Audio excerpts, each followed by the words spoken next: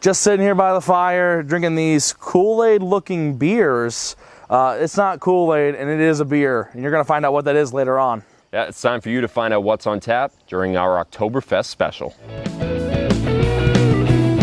Across the nation, people have turned the hobby of crafting beer into a lifestyle. Amazing breweries are only a few minutes away from your own home.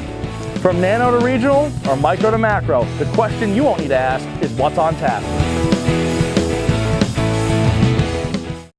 So we're calling this our Oktoberfest special, but that's really only because everybody knows that name. We're trying out different beers that you can only find during the fall. We're going to 5 different breweries, some that we've already been to, some we're going to be going to. And we're starting off first, where we started first with this whole show at Water Street Brewing Company in Binghamton, New York. So we're back where it all began, Water Street Brewing Company. I mean, Nick, thank you so much for having us back. This is our first taste of our Oktoberfest beer, so what do you have for us today? So this is actually, it's one of our most recent small batches. It's called Rausch beer, and so that's essentially an Oktoberfest that it has the same grain bill, same sort of hops as an Oktoberfest would, so lots of Pilsner and Vienna malt. But then in addition, you're going to have a small portion. This one has 13% smoked malt. This is actually a cherry wood smoked malt. So if you take a whiff of it, you'll get some sort of like campfirey almost smell to it. And then if you taste it, you get a little sweetness in the beginning. And then it finishes with a little bit of smokiness. So yeah, nice smokiness to the smell and flavor. Yeah, that's a really unique beer. So it's something really different. Yeah. Now a Rausch beer, right? Something I've heard of them. I don't think I've ever had one, and this is really something that comes out a lot though around fall. Yeah, and it is a traditional German style. It is a lager, traditional German lager, so it would have often come out, aged over the summer and then come out in fall.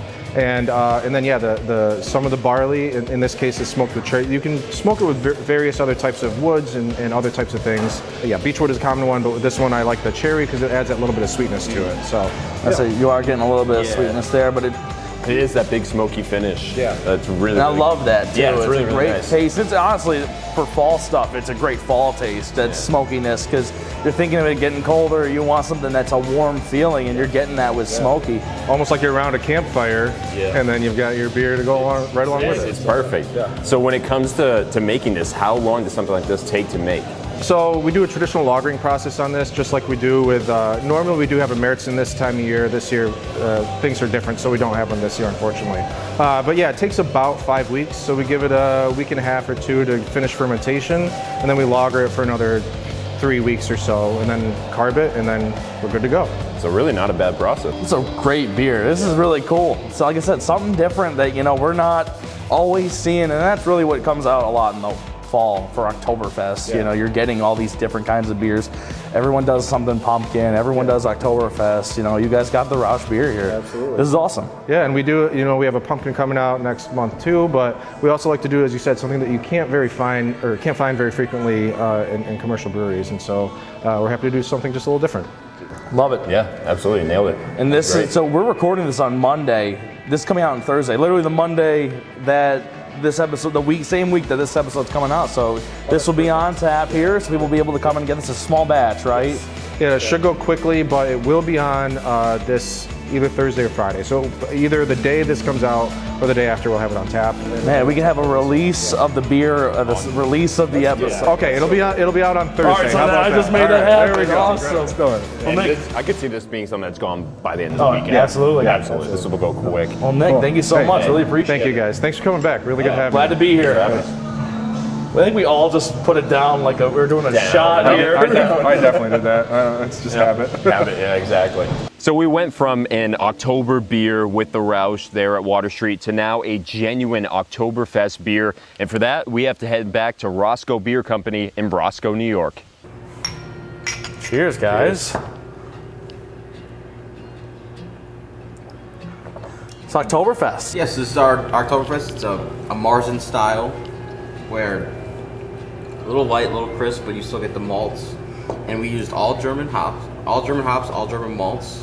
So we want to keep it in that authentic style of an Oktoberfest, where nothing is non-German except for the water. That's it. And the brewer. Not German at all. It's nice, easy drinking. It's authentic. Yeah. That's for sure, yeah. So when you think of these styles, I mean, like, so one of the things that we were trying to hit on is timing. So that's an interesting take when you get into pumpkin, Oktoberfest, all these styles of beers. And obviously this isn't a pumpkin beer, but you know, one of the first craft beers that I really began to enjoy was Sam Adams Oktoberfest. And I can remember that hitting the shelf and being sold out, and you bought it when you sold it, and you know, as soon as you saw it. And then they started overproducing, and then all of a sudden it was out mid-August.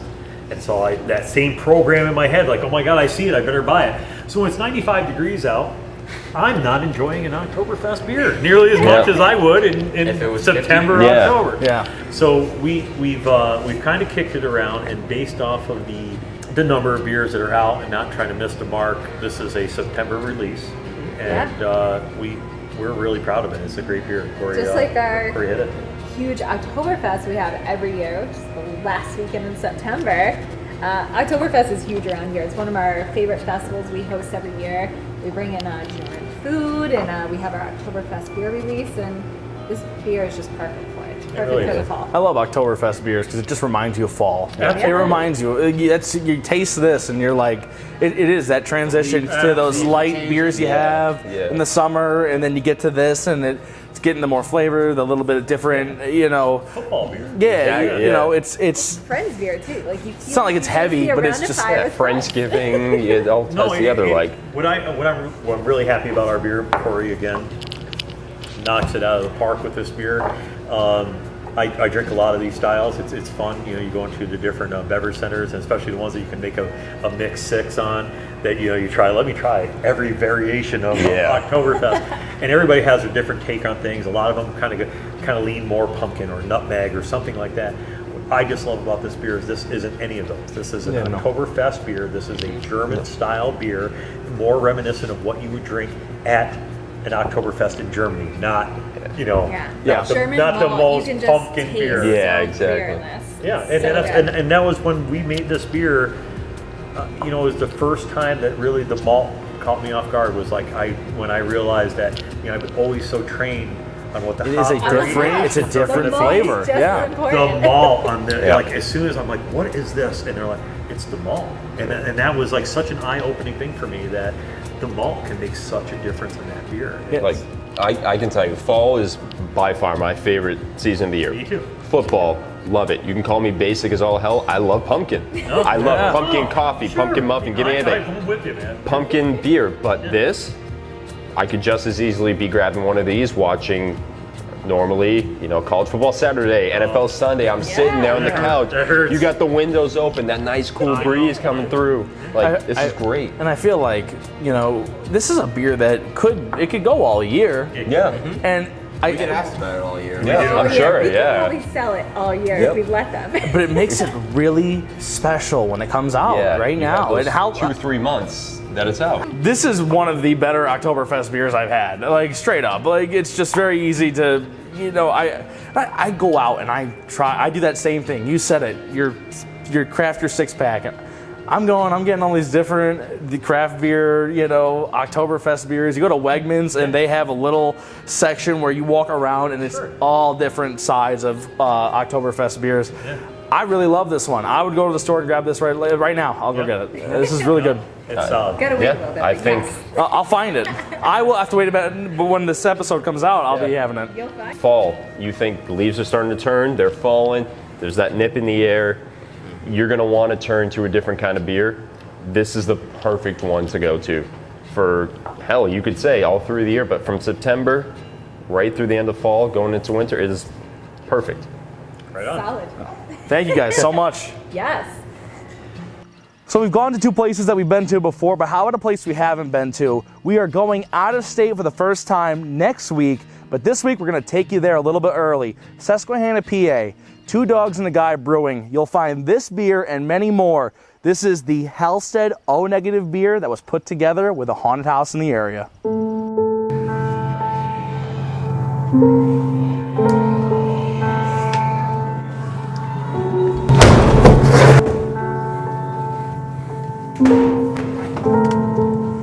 We're here at Halstead Manor. We're ready to try Dogz A Guy Brewing's Halstead O- beer. let's go to the brewery. I love it. We went to Halstead. We talked about the beer, the Halstead O Negative, and look at this beer. I asked you, is it going to be blood red? This is, blood red. Tell us about this beer. How'd this come together? And this was a little bit of a naming going on between Erik and I from Halstead Manor. We're sitting here talking, like 2-3 weeks ago. And just so everybody knows, Halstead Manor haunted house, for whoever sees us. It's terrifying. It is. They've had to revamp it a little bit this year because of COVID. They've doubled their outside space, limited on the indoor this year because of it. They still do a phenomenal job, and last weekend's numbers, were phenomenal for the first 2 nights of opening. So look forward to right up to October 31st. Awesome. And now this you can get right at Halstead Manor. You'll be able to get this in a glass or in a can. So yes, this was a creation between Erik and I. He came up with the name. I came up with the design, and we decided to go obviously with something blood orange. It fits. So we used a little bit of blood orange, we used a little bit of Amarillo for the hops, and a little bit of Pacifica. So you get a lighter IPA, not quite as strong, because I wanted to make it appeal to everybody. And added a little bit of lactose sugar, just to thicken it up just a little bit. I didn't want a true milkshake IPA, just a little bit thicker consistency. So, and this is what we came up with. So, the Halstead O Negative. It's nice because you want it to appeal to everybody. Correct. Given the haunted house, that attracts everybody. And you know what? A lot of people who are going to haunted houses might be most scared of craft beer. Yes. Don't be scared of it. This is a really mellow IPA, and that's what you get with the milkshake IPAs. It's a little bit more mellowed out, a little bit of sweetness with it, and it's just, I like it. I like how it doesn't even feel that heavy, even though it's a little bit a thicker, heavier drink. Right, and that's what I wanted. I wanted something, like I said, for everybody. Yeah. Here, I can kind of appease some of the lighter drinkers, shall we say, that other product. And I looked at the recipe and said, all right, this plays nice, what can I do for this part of it? And this is what we came up with. Yeah, I mean, you get that blood orange right in the beginning, and then it ends with a little bit of sweetness that you're used to with milkshake IPAs. But like you said, it's not that thick, really rich. And I think that's really good because, especially where if you get one of these at Halstead Manor, it could help ease the tension a little bit going in, and then afterwards, help you relax a little bit too. It's not going to ease the tension for me. I'm more than a couple. You do taste a little bit of the hops. You get a little bit of the hops aroma out of it. Like you said, the blood orange comes through, and then it finishes, and those hops just go away because of that little bit of sweetness on the backside. So it doesn't linger like a normal IPA, which is easy drinker. It's so unique from the look of it, the taste of it, and of course with the canning and what it all encompasses, but it all ties together so perfectly. Right. We really appreciate you being a part of this and being able to show off this really unique beer. So we just went out of state for the first time with the Halstead O Negative here. Well, guess what? Now we're going even further out of state. We're heading all the way to Lawrence, Massachusetts, my hometown. We're going to check out Spicket River Brewing's Harvest Ale. So we're here at Spicket River in Lawrence, Massachusetts, the Massachusetts part of this episode, but you guys have a Harvest Ale. So what is a Harvest Ale? What makes it a Harvest Ale for you guys? I mean, we try to just put fall in a cup. We were kind of like, we're going in the direction where we're kind of sick of just everything pumpkin flavored. So we wanted to hit a different note. We have this malted grain autumn Harvest Ale, you know what I mean? Because with the Harvest, it's not an actual genre of beer. You can kind of make it whatever you want, So that's where the Crystal Rye came in, but... And this is fitting, this is like the time of year where people harvest. You know what I mean? So that's... It's not an Oktoberfest. It's not a pumpkin. It is its own standalone thing. That is so cool. Is it roasted or what am I getting? The malt. You're getting that roast is the naked oats is pretty much what you're getting, but that crystal rye is really, it's heavy. And that's where we get our color from.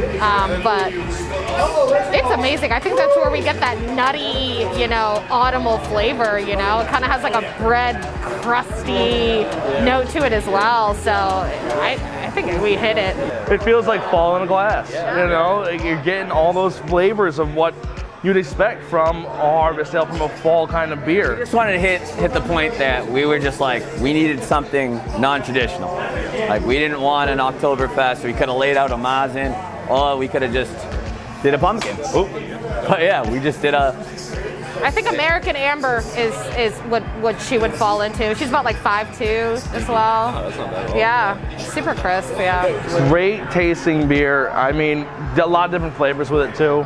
Yeah, I really love this. I mean, for a harvest ale too. There's other people have done harvest ales. This is a great tasting beer. It goes down easy, doesn't linger in the stomach. Like it's yeah, you can sit outside on the porch, a nice cool day. Just relax, have a couple of these. We are glad to feature you guys a little bit early here. Thank you guys so much. Thank love you your guys. harvest beer. Love everything you got going on here. Thanks, man. So that was really cool for us to be able to show you guys those two breweries, which are episodes that haven't come out yet. Two Dogz A Guy in Susquehanna, PA, that's coming out next week. And then Spicket River Brewery in Lawrence, Massachusetts, your home, and that's coming out in November. So make sure you're subscribed and following all of our social media so you can see when those episodes come out, because you don't want to miss it. We are ending this episode here with one last brewery, one last beer, a place we've already been to up in the Adirondacks in Old Forge, New York. That's Fulton Chain Craft Brewery, where they have Charlie's Pumpkin Ale, and that's got a real spooky story behind it, and you guys got to see this. Thank you for being a part of our October special here. Had to have Fulton Chain a part of it because the story to this beer is a little creepy. Yeah, I'm ready for a ghost story here. All right, so this is Charlie's Pumpkin Ale, and we named it after the ghost that we have in our building. So when we first took over the building, our landlord told us that the building was haunted. And as usual, you're always like, oh yeah, sure, like, okay, I believe in ghosts, like, or I believe in some spiritual beings, but like, you're always just kind of skeptical. And so they were like, oh yeah, like, we used to have like stories of like knives moving when people would turn around and walk away, like they would come back and like the knife would be on the other side of the table. Or like we would hear glass breaking in the basement. And so, like there's a little story behind it, and they're like, we nicknamed the ghost Charlie. So I'm like, all right, every time we would come into the building, I'd be like, oh, hey, Charlie, like, like we're just here to do some work. And every time we would leave, I would jokingly be like, all right, Charlie, like, don't burn the place down. And we would leave for the night. So as we got going farther and farther into construction, we had a few different experiences where we found out that we really do have a ghost. One of them was my father was working at night, and we have a pellet stove, and the pellet stove has a switch, and it's either always on or always off. We're actually hanging over by the pellet stove right now to see if it's the reason we came over here. Yeah, and so he went to light the pellet stove and turned the switch on, lit the pellet stove, walked away, came back, switch was off, pellet stove was off. So he's like, huh? He's like, pretty sure that I turned that thing on. So he turned it back on, lit the pellet stove, walked away, came back, switch was off, pellet stove was off. Did it a third time, pellet stove was off, switch was off. He's like, I'm done for the night. The other experience that we had was Rich was working, and he was actually over in this corner sanding a board, and he felt something hit the back of his neck. And he turned around and he was like, what the heck, man? And like looked around, like I wasn't here, no one was here. He actually had to go all the way around into the back corner to find me. And he was like, did you throw something at me? And I was like, no, why? He's like, dude, something walked up, or like, he's like, something felt like it walked up and like hit me in the back of the neck. I turned around and there was no one there.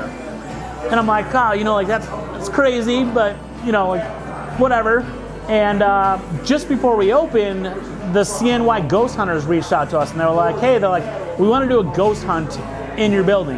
Can we do this? And I was like, we're close to opening. I was like, I don't know if we have time to like let you come rummage around the building and all this stuff. And they're like, don't worry, they're like, we'll do it from like midnight till 2 a.m. I was like, all right, I could stop working at midnight and let this happen. So they came in, set up a bunch of cameras, had like all these sensors to find out if there was spirits in here. We go out to the bar, we come back, and we're like, oh, like, how'd it go? They're like, oh yeah, they're like, you definitely have a ghost in here. Wow. Definitely haunted. I was like, really? I was like, tell me about this thing. They're like, so like over by the fireplace is definitely where they got the most sense of the spirit. And then they actually, so this used to be an old bowling alley. And at the far end of the lanes where there's a fitness center now, they also had a spirit back there. So there's actually 2 on this property. And so we tried to find out what the story was, and what they said was the spirit isn't attached to the building; it's attached to the land. So this is something prior to the bowling alley, prior to like whatever used to be here. Like we don't know the history of it, but we're actually in the Old Forge haunted book. Like the CNY verified it. We've had experiences here, and so this was our peace offering. This was. We want to be friends with Charlie and make sure that the business stays healthy and that we don't get haunted.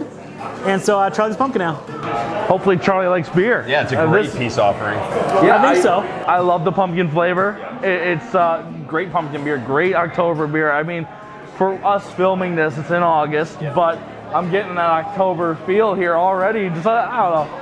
Big pumpkin guy. I'm very basic when it comes to that. It's all right to be basic. I love pumpkin beers. This is incredible. This is a really good pumpkin beer. I think everybody likes the idea of being scared a little bit. Like everybody loves a good ghost story, and to have that incorporated with your own brewery, I think a lot of people don't know about that. The thing I like about our pumpkin too is like I tried to keep it tame on the spices. Like you can tell it's a pumpkin beer. It's got the flavor. It's spicy. It's delicious, but like it's still super drinkable. And it's just really nice. Yeah. It's still a beer. Like some pumpkin beers, you get the overwhelming like nutmeg, cinnamon, really like that flavor. It's subtle, it's smooth, it's crisp. You could drink this from now, when we're filming this in August, through the end of October into November, set you up for Thanksgiving into those heavier winter beers. I'm curious about the second one too. Like you said, in the gym, there's a gym back there. I'm curious about that. Like, there's definitely something here. It'd be cool. I just felt a cold breeze. It is right here. It is right. I saved this seat. I'm thinking of it, man. Here. It's in my head. It's freaking me out. I just gotta get out of here. Yeah, no, I'm just gonna move up. Wrap it up. Yep. Hey, thank you. Yeah. We've had an incredible time taking you through these various breweries, 5 different types of fall beers, all of them incredible in their own right. It's starting to get a little dark now, fire's starting to die out, we got some bats flying above our heads, beer's getting low. I think it's time to wrap this up. Yeah, I think this is real spooky, but I mean, that's what October's all about here, so make sure you guys are subscribed to our YouTube page, like us on Facebook, follow us on Instagram and Twitter so you can see where our journey takes us next on What's on Tap. Cheers, bud.